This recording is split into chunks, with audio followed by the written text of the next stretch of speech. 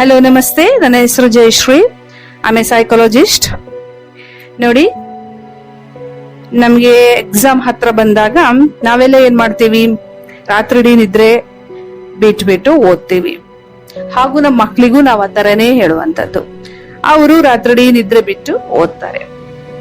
ಇಲ್ಲಿ ಮೇನ್ ಆಗಿ ನೋಟಿಸ್ ಮಾಡ್ಬೇಕಾಗಿರೋದು, ಈ ತರ ನೈಟ್ ಇಡೀ ನಿದ್ರೆ ಬಿಟ್ಟು ಓದಿದ್ರೆ ಅವರ ಬ್ರೈನಿಗಿದು ಹೋಗ್ತಾ ಇದೆಯಾ, ಇಲ್ಲ ಓದಿದ್ದು ಮರ್ತು ಹೋಗ್ತಾ ಇದೆಯಾ ಎಂಬುದರ ಕುರಿತು ನಾನು ಮೇನ್ ಆಗಿ ಈ ವಿಡಿಯೋದಲ್ಲಿ ನಿಮ್ಗೆ ಏನ್ ಹೇಳಕ್ ಇಷ್ಟಪಡ್ತೀನಿ ಅಂದ್ರೆ, ಒಂದು ಮನುಷ್ಯನಿಗೆ ಎಷ್ಟರ ಮಟ್ಟಿಗೆ ನಿದ್ರೆ ಅತ್ಯಗತ್ಯ. ಹೇಗೆ ಅಂತಂದ್ರೆ, ನಮಗೆ ಉಸಿರಾಟ ಎಂಬುದು ಮನುಷ್ಯನಿಗೆ ಬೇಕೇ ಬೇಕು. ಉಸಿರಾಟ ಇಲ್ಲದೆ ಜೀವನ ಮಾಡಕ್ಕಾಗುತ್ತಾ? ಆಗಲ್ಲ. ಅದೇ ತರ ನಿದ್ರೇನೋ ಮನುಷ್ಯನಿಗೆ ಅಗತ್ಯವಾಗಿದೆ. ಆದ್ರೆ ಎಷ್ಟರ ಮಟ್ಟಿಗೆ ಅಗತ್ಯವಾಗಿದೆ, ಎಸ್ಪೆಷಲಿ ಮಕ್ಕಳಿಗೆ ಎಂಬುದರ ಕುರಿತು ತಿಳಿಸ್ತೇನೆ. ಅಕಾರ್ಡಿಂಗ್ ಟು ನ್ಯಾಷನಲ್ ಪಿಕ್ಚರ್, ಸುಮಾರು 50-70% of Indian students sleep deprivation or poor quality sleep ಅನ್ನು ಅನುಭವಿಸುತ್ತಿದ್ದಾರೆ. ಇದಕ್ಕೆ ಪ್ರಮುಖ ಕಾರಣ ಏನೆಂದರೆ, ಒಂದು ಎಕ್ಸಾಮ್ ಪ್ರೆಷರ್, ಮತ್ತೆ ತಡರಾತ್ರಿವರೆಗೂ ಮೊಬೈಲ್ ಯೂಸ್ ಮಾಡುತ್ತಾರೆ, ಕಂಪ್ಯೂಟರ್ ಯೂಸ್ ಮಾಡುತ್ತಾರೆ, ಟಿವಿ ವಾಚ್ ಮಾಡುತ್ತಾರೆ. ಇನ್ನೊಂದು, ಬೆಳಿಗ್ಗೆ ಬೇಗನೆ ಸ್ಟಾರ್ಟ್ ಆಗುವ ಸ್ಕೂಲ್ ಆರ್ ಕಾಲೇಜ್ ಟೈಮಿಂಗ್ಸ್ಗಳು. ನೋಡಿ, ಇದು ಕೇವಲ ಸುಸ್ತಾಗುವ ವಿಷಯವಲ್ಲ. ನೋಡಿ, ಸ್ಲೀಪ್ ಡಿಪ್ರಿವೇಶನ್ ಅವ್ರ ಪೂರ್ ಕ್ವಾಲಿಟಿ ಸ್ಲೀಪ್ ನಿಮ್ಮ ಫೋಕಸ್ ನ ಕಡಿಮೆ ಮಾಡುತ್ತೆ, ಮತ್ತೆ ಮೆಮೊರಿ ಎಫೆಕ್ಟ್ ಮಾಡುತ್ತೆ, ಮತ್ತೆ ಆಂಗ್ಸೈಟಿಯನ್ನು ಹೆಚ್ಚು ಮಾಡುತ್ತೆ. ಈ ವಿಡಿಯೋದ ಉದ್ದೇಶವು ನಿಮಗೆ 4 ಪಾಯಿಂಟ್ ಅರ್ಥ ಮಾಡಿಸುವುದಾಗಿದೆ. 1, ನಿದ್ರೆ ಎಂದರೇನು. 2, ನಿದ್ರೆ ಕೊರತೆ ಎಂದರೇನು. 3, ನಿದ್ರೆ ಕೊರತೆ ಆರ್ ಪೂರ್ ಕ್ವಾಲಿಟಿ ಸ್ಲೀಪ್ ನಿಮ್ಮ ಬ್ರೈನಿನ ಯಾವ ತರ ಎಫೆಕ್ಟ್ ಮಾಡುತ್ತೆ. ನಿದ್ರೆ ಎಂದರೇನು ನೋಡಿ. ನಿದ್ರೆ ಒಂದು ಬಯೋಲಾಜಿಕಲ್ ಫಂಕ್ಷನ್ ಆಗಿದೆ. ನೋಡಿ, ಇವತ್ತೆಲ್ಲರೂ ನಿದ್ರೆ ಅನ್ನೋದು ಒಂದು ಲಕ್ಸುರಿ ಅಂತ ಅನ್ಕೊಂಡಿದ್ದಾರೆ. ನೋಡಿ, ನನ್ನ ಕೆರಿಯರ್ ನಲ್ಲಿ ಕೆಲವರು ಮಾತನಾಡಿದ್ದನ್ನು ನೋಡಿದ್ದೇನೆ. ನಾನು ರಾತ್ರಿ ಪೂರ್ತಿ ಓವರ್ ಟೈಮ್ ಕೆಲಸ ಮಾಡಿದ್ದೇನೆ. ಹಾಗೂ ಇನ್ನು ಕೆಲವರು ಹೇಳುತ್ತಾರೆ, ನಾನು ರಾತ್ರಿ ನಿದ್ರೆ ಬಿಟ್ಟು ಓದಿದ್ದೇನೆ. ಹಾಗೂ ಕೆಲವರು ಹೇಳುತ್ತಾರೆ, ದಿನದಲ್ಲಿ ಕೇವಲ 4-5 ಗಂಟೆಗಳು ಮಾತ್ರ ನಿದ್ರೆ ಮಾಡುತ್ತೇನೆ ಎಂದು. ನೋಡಿ, ದಿನದಲ್ಲಿ ಕೇವಲ 4-5 ಗಂಟೆಗಳ ಕಾಲ ಮಲಗುವ ಮೂಲಕ ನೀವು ವಿನ್ ಆಗುತ್ತೀರಿ ಎಂದು ನೀವು ಥಿಂಕ್ ಮಾಡುತ್ತೀರಾ? ಹಾಗಾದ್ರೆ ನೀವು ನಿಧಾನವಾಗಿ ನಿಮ್ಮ ಬಾಡಿಯ ಬೇಸಿಕ್ ಮೆಷಿನರಿನ ಡಿಸ್ಟ್ರಾಯ್ ಮಾಡುತ್ತೀರಿ. ಈ ವಿಡಿಯೋದಲ್ಲಿ ಸ್ಲೀಪ್ ಡಿಪ್ರಿವೇಶನ್ ನಮ್ಮ ಬ್ರೈನ್ ನ ಪರ್ಫಾರ್ಮೆನ್ಸ್ ನ ಮೇಲೆ ಹೇಗೆ ಎಫೆಕ್ಟ್ ಮಾಡುತ್ತೆ ಎಂದು ಸೈಂಟಿಫಿಕ್ ಲುಕ್ ಅಲ್ಲಿ ನೋಡೋಣ. ಮೆಡಿಕಲ್ ಸೈನ್ಸ್ ಪ್ರಕಾರ ನಿದ್ರೆ ಎಂಬುದು ಕೇವಲ ಆರೋಗ್ಯಕ್ಕೆ ವಿಶ್ರಾಂತಿ ಕೊಡುವುದಲ್ಲ, ಮಾನಸಿಕ ಆರೋಗ್ಯಕ್ಕೆ ನಿದ್ರೆ ಅತ್ಯಗತ್ಯ. ನೋಡಿ, ನಿದ್ರೆ ಎಂಬುದು ಒಂದು ಬಯೋಲಾಜಿಕಲ್ ಮೇಂಟೆನೆನ್ಸ್ ಪ್ರೋಸೆಸ್ ಆಗಿದೆ. ಇದು ನಮ್ಮ ಬ್ರೈನಿನ ಫಂಕ್ಷನ್ ಸಪೋರ್ಟ್ ಮಾಡುತ್ತೆ, ಮತ್ತೆ ಮೆಮೊರಿನ ಕನ್ಸೋಲಿಡೇಷನ್ ಮಾಡುತ್ತೆ, ಹಾಗೂ ಹಾರ್ಮೋನ್ ನ ರೆಗ್ಯುಲೇಟ್ ಮಾಡುತ್ತೆ, ಮತ್ತೆ ಟಿಶ್ಯೂಸ್ ನ ರಿಪೇರಿ ಮಾಡುತ್ತೆ. ನೋಡಿ, ಎಲ್ಲಾ ಆರ್ಗನ್ಸ್ ತರವೂ ನಮ್ಮ ಬ್ರೈನಿನ ಡೈಲಿ ಆಕ್ಟಿವಿಟಿನಿಂದ ವೇಸ್ಟ್ ಜನರೇಟ್ ಮಾಡುತ್ತೆ. ಈ ವೇಸ್ಟ್ಗಳು ಟಾಕ್ಸಿಕ್ ಆಗಿದೆ. ಬ್ರೈನ್ ಈ ವೇಸ್ಟ್ಗಳನ್ನು ನ್ಯಾಚುರಲ್ ಆಗಿ ಫ್ಲಶ್ ಔಟ್ ಮಾಡುತ್ತೆ. ಈ ವೇಸ್ಟ್ ರಿಮೂವಲ್ ಯಾವಾಗ ನಡೆಯುತ್ತೆ ಅಂದ್ರೆ ಡೀಪ್ ಸ್ಲೀಪ್ ಅಲ್ಲಿ ನಡೆಯುತ್ತೆ. ಡೀಪ್ ಸ್ಲೀಪ್ ಏನೆಂದು ನಾನು ಎಕ್ಸ್ಪ್ಲೇನ್ ಆಮೇಲೆ ಮಾಡುತ್ತೇನೆ. ಸ್ಲೀಪ್ ಡಿಪ್ರಿವೇಶನ್. ಫಸ್ಟ್ ನಾನು ಸ್ಲೀಪ್ ಡಿಪ್ರಿವೇಶನ್ ಆರ್ ನಿದ್ರೆ ಕಮ್ಮಿ ಏನೆಂದು ಹೇಳುತ್ತೇನೆ. ನಮ್ಮ ದೇಹಕ್ಕೆ ಪ್ರತಿದಿನ 7-8 ಅವರ್ ಕ್ವಾಲಿಟಿ ಸ್ಲೀಪ್ ಅಗತ್ಯ. ಈ ನಿದ್ರೆ ಸರಿಯಾಗಿ ಸಿಗದ ಸ್ಥಿತಿಯನ್ನು ನಾವು ಸ್ಲೀಪ್ ಡಿಪ್ರಿವೇಶನ್ ಎಂದು ಹೇಳುತ್ತೇವೆ. ಇಲ್ಲಿ ನೋಡಿ, ಒಂದು ದಿನ ನಿದ್ರೆ ಕಮ್ಮಿ ಆದ್ರೆ ಅದೇನು ದೊಡ್ಡ ಸಮಸ್ಯೆ ಅಲ್ಲ, ಆದರೆ ಅದು ಕಂಟಿನ್ಯೂ ಆದ್ರೆ ಸೀರಿಯಸ್ ಸಮಸ್ಯೆಗೆ ಕಾರಣವಾಗುತ್ತೆ. ನೋಡಿ, ನಮಗೆ ಸರಿಯಾಗಿ ನಿದ್ರೆ ಸಿಗುತ್ತಿಲ್ಲ ಎಂಬುದನ್ನು ಹೇಗೆ ಐಡೆಂಟಿಫೈ ಮಾಡಬಹುದು? ನೀವೇ ಐಡೆಂಟಿಫೈ ಮಾಡಬಹುದು. ನೋಡಿ, ಡೇ ಟೈಮ್ ನಲ್ಲಿ ಅತಿಯಾಗಿ ನಿದ್ರೆ ಬರುವುದು, ಇಲ್ಲ ಅಂದ್ರೆ ನೀವು ಕೆಲವು ಸಲ ಕೆಲಸ ಮಾಡುವ ಟೈಮ್ ನಲ್ಲಿ ನಿದ್ರೆ ಬರುವುದು, ಇಲ್ಲ ಅಂದ್ರೆ ಕುಳಿತು ಮಾತನಾಡುವಾಗ ನಿದ್ರೆ ಬರುವುದು. ಈ ತರ ನಿದ್ರೆ ಬಂದರೆ ಅದರ ಅರ್ಥ ನಿಮಗೆ ನಿದ್ರೆ ಕಮ್ಮಿ ಇದೆ. That is you are going through sleep deprivation. Next point number 2, very important point is, ನಿಮಗೆ ನಿದ್ರೆ ಕಮ್ಮಿ ಇದೆ ಅಂದ್ರೆ ನಿಮಗೆ ಯಾವುದ್ರಲ್ಲೂ ಫೋಕಸ್ ಮಾಡಕ್ಕಾಗಲ್ಲ. ವರ್ಕ್ ನಲ್ಲಿ ಆಗಿರಬಹುದು, ಸ್ಟಡೀಸ್ ನಲ್ಲಿ ಆಗಿರಬಹುದು, ಇಲ್ಲ ನಮ್ಮ ಲೈಫ್ ನಲ್ಲಿ ಆಗಿರಬಹುದು, ನಿಮಗೆ ಯಾವುದ್ರಲ್ಲೂ ಫೋಕಸ್ ಮಾಡಕ್ಕೆ ಆಗಲ್ಲ. Next point number 3, mood changes. ನೋಡಿ, ನಮಗೆ ನಿದ್ರೆ ಕಮ್ಮಿ ಇದೆ ಅಂದ್ರೆ that is if you are going through the sleep deprivation, then ಸಣ್ಣ ಪುಟ್ಟ ವಿಷಯಗಳಿಗೆ ನಿಮಗೆ ಬೇಗನೆ ಕೋಪ ಬರುತ್ತೆ. ಆಮೇಲೆ ಸಣ್ಣ ಪುಟ್ಟ ವಿಷಯಗಳು ನೀವು ಬೇಗನೆ ಬೇಸರವಾಗುತ್ತೆ. Point number 4, memory issues. Very important point. ನಿಮಗೆ ನಿದ್ರೆ ಕಮ್ಮಿ ಇದೆ ಅಂದ್ರೆ that is if you are going through sleep deprivation, ಇದು ನಿಮ್ಮ ಮೆಮೊರಿಗೆ ಎಫೆಕ್ಟ್ ಮಾಡುತ್ತೆ.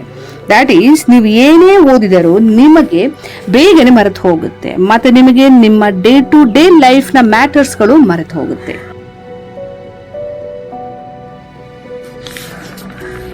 ಕ್ವಾಲಿಟಿ ಸ್ಲೀಪ್ ನಾನು ನಿಮ್ಮ ಹತ್ರ ಮೊದಲೇ ಹೇಳಿದೆ, ಒಂದು ಮನುಷ್ಯನಿಗೆ 7 ಅವರ್ಗಳ ಕಾಲ ಕ್ವಾಲಿಟಿ ಸ್ಲೀಪ್ ಬೇಕು. ಈಗ ನಾನು ಹೇಳುತ್ತೇನೆ what is quality sleep. Quality sleep ಎಂದ್ರೆ ಕೇವಲ ಮಲಗಿಕೊಳ್ಳುವುದಲ್ಲ, ಇದರಲ್ಲಿ 3 ಕಾರ್ಯಗಳು ಅತ್ಯಗತ್ಯವಾಗಿದೆ. ಫಸ್ಟ್, ಡೈಲಿ 7 ಅವರ್ ನಿದ್ರೆ ಮಾಡಬೇಕು. ಸೆಕೆಂಡ್ ಪಾಯಿಂಟ್, ಪದೇ ಪದೇ ಡಿಸ್ಟರ್ಬೆನ್ಸ್ ಇಲ್ಲದೆ ಡೀಪ್ ಸ್ಲೀಪ್ ಅನ್ನು ನೀವು ಮಾಡಬೇಕು. ಮೂರನೇದು, ಪ್ರತಿದಿನ ಒಂದೇ ಸಮಯಕ್ಕೆ ಮಲಗಬೇಕು ಮತ್ತು ಒಂದೇ ಸಮಯಕ್ಕೆ ಎದ್ದೇಳಬೇಕು. ಈ 3 ಪಾಯಿಂಟ್ಗಳಲ್ಲಿ ಪಾಯಿಂಟ್ ನಂಬರ್ 1 ಮತ್ತು point number 2 is very very important. That is daily 7 hour ನಿದ್ರೆ ಮಾಡಬೇಕು. ಆ ನಿದ್ರೆ ಯಾವುದೇ ಡಿಸ್ಟರ್ಬೆನ್ಸ್ ಇಲ್ಲದೆ ಡೀಪ್ ಸ್ಲೀಪ್ ಸ್ಟೇಜ್ ನಲ್ಲಿ ನೀವು ಮಾಡಬೇಕು. ಡೀಪ್ ಸ್ಲೀಪ್ ಸ್ಟೇಜ್ ಏನೆಂದು ನಾನು ಆಮೇಲೆ ಹೇಳುತ್ತೇನೆ. ಡೀಪ್ ಸ್ಲೀಪ್, ಈಗ ನಾನು ನಿಮಗೆ ಕ್ವಾಲಿಟಿ ಆಫ್ ಸ್ಲೀಪಿನ ಕುರಿತು ಹೇಳಿದ್ದೇನೆ, ಏನೆಂದು ಪದೇ ಪದೇ ಡಿಸ್ಟರ್ಬೆನ್ಸ್ ಇಲ್ಲದೆ ಡೀಪ್ ಸ್ಲೀಪ್ ಅನ್ನು ಮಾಡಬೇಕು ಎಂದು. ಈಗ ನಾನು ಡೀಪ್ ಸ್ಲೀಪ್ ಏನೆಂದು ಹೇಳುತ್ತೇನೆ.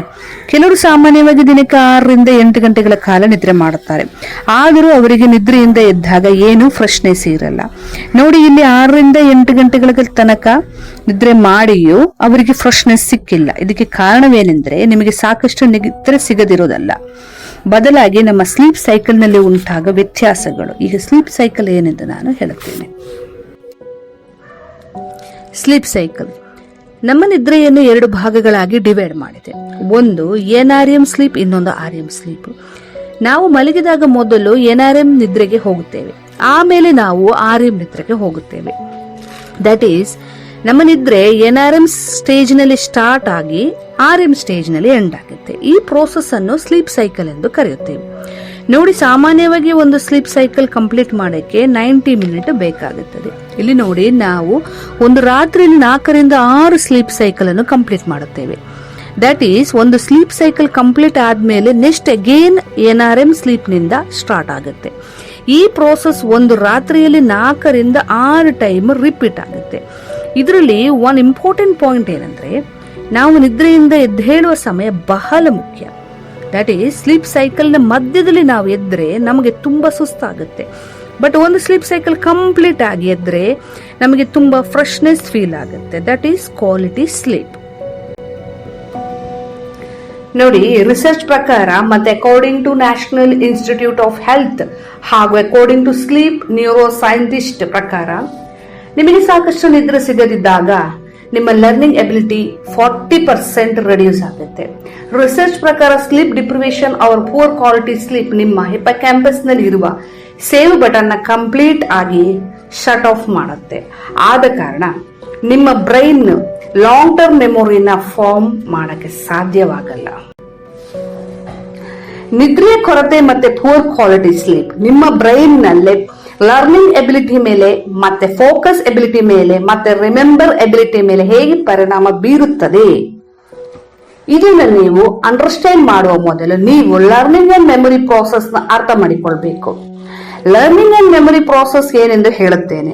ಇದರಲ್ಲಿ ಮೇನ್ ಆಗಿ 4 ಸ್ಟೇಜ್ ಇದೆ. First capture, second review, third transfer, fourth clean. ಇದೆಲ್ಲವನ್ನು ಒಂದೊಂದಾಗಿ ನಾನು ಎಕ್ಸ್ಪ್ಲೇನ್ ಮಾಡುತ್ತೇನೆ. ಲರ್ನಿಂಗ್ ಅಂಡ್ ಮೆಮೊರಿ ಪ್ರಾಸೆಸ್ ನಲ್ಲಿ ಫಸ್ಟ್ ನಾನು ಕ್ಯಾಪ್ಚರ್ ಏನೆಂದು ಎಕ್ಸ್ಪ್ಲೇನ್ ಮಾಡುತ್ತೇನೆ. ನೋಡಿ, ಹಿಪ್ಪೋಕ್ಯಾಂಪಸ್ ನಮ್ಮ ಬ್ರೈನಿನ ಒಂದು ಭಾಗವಾಗಿದೆ. ಒಂದು ದಿನದಲ್ಲಿ ನಾವು ಮಾಡಿದ ಅಥವಾ ಕಲಿತಿರುವ ಎಲ್ಲವನ್ನು ಈ ಹಿಪ್ಪೋಕ್ಯಾಂಪಸ್ ಕ್ಯಾಪ್ಚರ್ ಮಾಡಿಬಿಟ್ಟು ಸ್ಟೋರ್ ಮಾಡುತ್ತೆ. ಬಟ್ ಪ್ರಾಬ್ಲಮ್ ಏನಂದ್ರೆ, ಹಿಪ್ಪೋಕ್ಯಾಂಪಸ್ ಸ್ಟೋರೇಜ್ ಒಂದು ಶಾರ್ಟ್ ಟರ್ಮ್ ಸ್ಟೋರೇಜ್ ಆಗಿದೆ ಮತ್ತೆ ಬೇಗನೆ ಮರೆತು ಹೋಗುತ್ತೆ. ಇದು ಕಂಪ್ಯೂಟರ್ ಮೆಮೊರಿ ತರ ಇದೆ. Review next learning and memory process ನಲ್ಲಿ ಸೆಕೆಂಡ್ ಸ್ಟೇಜ್ ರಿವ್ಯೂ ಏನೆಂದು ನಾನು ಎಕ್ಸ್ಪ್ಲೇನ್ ಮಾಡುತ್ತೇನೆ. ನಾವು ಮಲಗಿರುವಾಗ ಆ ದಿನ ನಾವು ಮಾಡಿದ ಅಥವಾ ಕಲಿತ ಎಲ್ಲವನ್ನು ನಮ್ಮ ಬ್ರೈನ್ ಮತ್ತೆ ರೀಪ್ಲೇ ಮಾಡುತ್ತೆ. ನಂತರ ಯಾವ ಮಾಹಿತಿಯು ಮುಖ್ಯ ಮತ್ತೆ ಯಾವುದು ಮುಖ್ಯವಲ್ಲ ಎಂಬುದನ್ನು ಅದು ಡಿಸೈಡ್ ಮಾಡುತ್ತೆ. ಈ ಪ್ರೋಸೆಸ್ ಅನ್ನು ರಿವ್ಯೂ ಎಂದು ಹೇಳುತ್ತೇವೆ. ಟ್ರಾನ್ಸ್ಫರ್ ನೆಕ್ಸ್ಟ್ ನಾನು ಲರ್ನಿಂಗ್ ಅಂಡ್ ಮೆಮರಿ ನಲ್ಲಿ ಟ್ರಾನ್ಸ್ಫರ್ ಏನೆಂದು ಹೇಳುತ್ತೇನೆ. ನೋಡಿ, ನಾವು ಮಲಗಿದಾಗ ಆಫ್ಟರ್ ರಿವ್ಯೂ ನಮ್ಮ ಬ್ರೈನ್ ಒಂದು ದಿನ ನಾವು ಮಾಡಿದ ಅಥವಾ ಕಲಿತ ಎಲ್ಲಾ ವಿಷಯಗಳು ಹಿಪೋಕ್ಯಾಂಪಸ್ಗಳಿಂದ ನಿಯೋಕಾರ್ಟೆಕ್ಸ್ಗೆ ಟ್ರಾನ್ಸ್ಫರ್ ಮಾಡುತ್ತೆ. ನೋಡಿ, ನಿಯೋಕಾರ್ಟೆಕ್ಸ್ ಏನೆಂದು ನಾನು ಹೇಳುತ್ತೇನೆ. ನಿಯೋಕಾರ್ಟೆಕ್ಸ್ ಸಹ ಹಿಪೋಕ್ಯಾಂಪಸ್ ತರ ಬ್ರೈನ್ ಒಂದು ಪಾರ್ಟ್ ಆಗಿದೆ. ಹಿಪೋಕ್ಯಾಂಪಸ್ ಮತ್ತು ನಿಯೋಕಾರ್ಟೆಕ್ಸ್ ನ ವ್ಯತ್ಯಾಸವೇನೆಂದ್ರೆ, ಹಿಪೋಕ್ಯಾಂಪಸ್ ಎಂಬುದು ಕಂಪ್ಯೂಟರ್ನ ಮೆಮೊರಿ ತರ, that is short term storage. But neocortex ಎಂಬುದು ಒಂದು ಕಂಪ್ಯೂಟರ್ನ ಹಾರ್ಡ್ ಡಿಸ್ಕ್ ತರ, ದಟ್ ಈಸ್ ಅದು ಒಂದು ಲಾಂಗ್ ಟರ್ಮ್ ಸ್ಟೋರೇಜ್ ಆಗಿದೆ. ಈ ಟ್ರಾನ್ಸ್ಫರ್ ಇನ್ಫಾರ್ಮೇಶನ್ ನ ಲಾಕ್ ಮಾಡುತ್ತೆ. ಆಮೇಲೆ ಈ ಇನ್ಫಾರ್ಮೇಶನ್ ನೀವು ಯಾವಾಗ ಬೇಕಾದ್ರೂ ರಿಮೆಂಬರ್ ಮಾಡಕ್ಕೆ ಆಗುತ್ತೆ. ಅದು ನೆಕ್ಸ್ಟ್ ಡೇ ಆಗಿರಬಹುದು, ಇಲ್ಲ ಕೆಲವು ವರ್ಷಗಳು ಬಿಟ್ಟು ಆಗಬಹುದು. ಈ ಪ್ರೋಸೆಸ್ ನ ನಾವು ಮೆಮೊರಿ ಕನ್ಸಾಲಿಡೇಷನ್ ಎಂದು ಹೇಳುತ್ತೇವೆ. ನಾವು ನಿದ್ದೆ ಮಾಡುವಾಗ after transferring important information into neocortex, ನಮ್ಮ ಬ್ರೈನ್ ಯೂಸಸ್ ಇನ್ಫಾರ್ಮೇಶನ್ ನ ಥ್ರೋ ಮಾಡುತ್ತೆ. ಈ ಕ್ಲೀನಿಂಗ್ ಪ್ರೋಸೆಸ್ ಬಹಳ ಮುಖ್ಯ. ಕಾಗ್ನಿಟಿವ್ ಫಂಕ್ಷನ್ ನ ಪ್ರಿಸರ್ವ್ ಮಾಡಕ್ಕೆ ಮತ್ತೆ ನ್ಯೂರೋಡಿಜೆನರೇಟಿವ್ ಡಿಸೀಸ್ ನ ಪ್ರಿವೆಂಟ್ ಮಾಡಕ್ಕೆ ಈ ಪ್ರೋಸೆಸ್ ಬಹಳ ಮುಖ್ಯವಾಗಿದೆ. ಈ ಪ್ರೋಸೆಸ್ ಸರಿಯಾಗಿದ್ದರೆ ಅದು ಮಾನಸಿಕ ಜಡತೆ ಮತ್ತು ಮಾನಸಿಕ ಮಂಜು ಮತ್ತು ಕಾಗ್ನಿಟಿವ್ ಡಿಕ್ಲೈನ್ ನ ಪ್ರಿವೆಂಟ್ ಮಾಡಕ್ಕೆ ಸಹಾಯ ಮಾಡುತ್ತೆ. ಈ ಪ್ರೋಸೆಸ್ ಸರಿಯಾಗಿಲ್ಲದಿದ್ದರೆ ಬುದ್ಧಿಮಾಂದ್ಯತೆ ಮತ್ತು ನ್ಯೂರೋಡಿಜೆನರೇಟಿವ್ ಡಿಸೀಸ್ಗಳು ಬರಕ್ಕೆ ಕಾರಣವಾಗುತ್ತೆ. ಈ ವಿಡಿಯೋದಿಂದ ನಿಮಗೆ ಏನು ತಿಳಿಯುತ್ತದೆ ಎಂದರೆ, ನಾವು ಮಲಗಿದಾಗ ಆ ದಿನದಲ್ಲಿ ನಾವು ಮಾಡಿದ ಅಥವಾ ಕಲಿತ ಎಲ್ಲಾ ಇನ್ಫಾರ್ಮೇಶನ್ಸ್ ನಮ್ಮ ಬ್ರೈನ್ ಆರ್ಗನೈಸ್ ಮಾಡುತ್ತೆ ಮತ್ತೆ ಸ್ಟೋರ್ ಮಾಡುತ್ತೆ. ನೋಡಿ, ಲರ್ನಿಂಗ್ ಅಂಡ್ ಮೆಮೊರಿ ಪ್ರೋಸೆಸ್ಗೆ ಸ್ಲೀಪ್ ಎಷ್ಟು ಬಹಳ ಮುಖ್ಯವಾಗಿದೆ ಎಂದು ನೋಡಿ. ಸ್ಲೀಪ್ ನಮ್ಮ ಬ್ರೈನಿನ ಒಂದು ಸೇವ್ ಬಟನ್ ತರ. ನೋಡಿ, ಒಂದು ದಿನ ನಾವು ಮಾಡಿದ ಅಥವಾ ಕಲಿತ ಎಲ್ಲಾ ಇನ್ಫಾರ್ಮೇಶನ್ಸ್ ಸೇವ್ ಮಾಡಬೇಕಂದ್ರೆ 7 to 8 ಅವರ್ ಕ್ವಾಲಿಟಿ ಸ್ಲೀಪ್ ಅಗತ್ಯವಾಗಿದೆ. ಇಲ್ದಿದ್ರೆ ಒಂದು ದಿನ ನಾವು ಮಾಡಿದ ಅಥವಾ ಕಲಿತ ಎಲ್ಲಾ ಇನ್ಫಾರ್ಮೇಶನ್ಸ್ ಪ್ರಾಪರ್ ಆಗಿ ಸ್ಟೋರ್ ಆಗಲ್ಲ. So getting A quality night sleep is important as study R proper new skills. So please remember, to unlock your full learning potential, you require not only hard work but also quality sleep. ನೋಡಿ, so next time ನೀವು ಓದುವ ಟೈಮ್ನಲ್ಲಿ ಅವ್ರು ಏನಾದರೂ ಹೊಸ project ಮಾಡೋ ಸಮಯದಲ್ಲಿ ಇದನ್ನ ನೆನಪಿಡಿ. ಆ ಇನ್ಫಾರ್ಮೇಶನ್ ಸ್ಟೋರ್ ಮಾಡಬೇಕೆಂದ್ರೆ ನಿಮ್ಮ ಬ್ರೈನಿಗೆ ನಿದ್ರೆ ಅಗತ್ಯವಿರುತ್ತೆ. ಸೊ ಬ್ರೈನ್ ವರ್ಕ್ ಮಾಡಕ್ಕೆ ಮತ್ತು ಮೆಮೊರಿನ ಪ್ರೊಟೆಕ್ಟ್ ಮಾಡಕ್ಕೆ ಡೈಲಿ 7 to 8 ಅವರ್ ಕ್ವಾಲಿಟಿ ಸ್ಲೀಪ್ಗೆ ಇಂಪಾರ್ಟೆಂಟ್ ಕೊಡಿ.